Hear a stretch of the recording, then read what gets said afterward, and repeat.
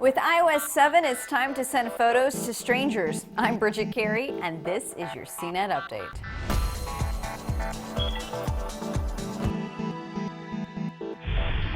If you don't want to upgrade to the latest operating system on your iPhone or iPad, you will not be blocked from downloading new apps anymore.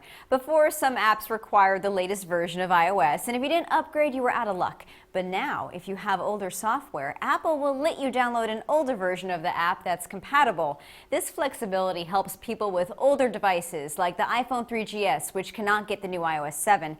And it helps people who don't want to upgrade by choice. Remember last year when many people didn't want to upgrade to iOS 6 right away to avoid using Apple Maps? This time, the new iOS 7 will have a dramatic new look, along with new shortcuts and menus.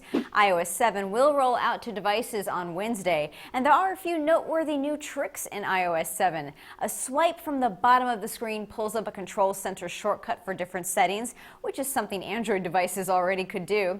Siri can now be a man and can understand English, French, and German. It can store your online passwords securely and even your credit card info if you're shopping online and you don't want to pull out your credit card to type it all in manually.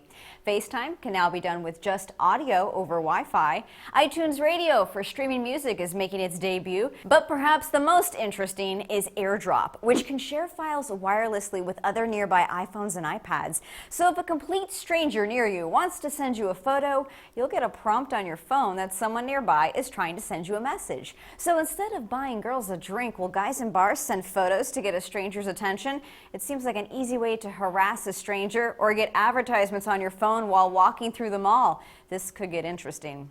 iOS 7 will work with iPhone 4 and later, the latest iPod Touch, and the iPad 2 and later. But not every feature will be coming to every device. Like AirDrop, for example. It's only on the iPhone 5 and this year's new iPhones, along with the newest iPads and iPod Touch. If you have an older device, you may want to wait a day or two before upgrading to see if there are any bugs that need to be worked out.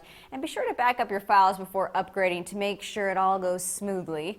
Android users, there's some love for you too this week. The Google Wallet app is rolling out to all Android users in the US. It doesn't mean everyone gets that tap to pay ability, but it does let people securely send money to any US resident with an email address. And if your real wallet is full of those plastic loyalty and rewards cards from retailers, the app will store those barcodes digitally. That's your tech news update, but you can get more details on these stories at cnet.com/update or follow along on Twitter. From our studios in New York, I'm Bridget Carey.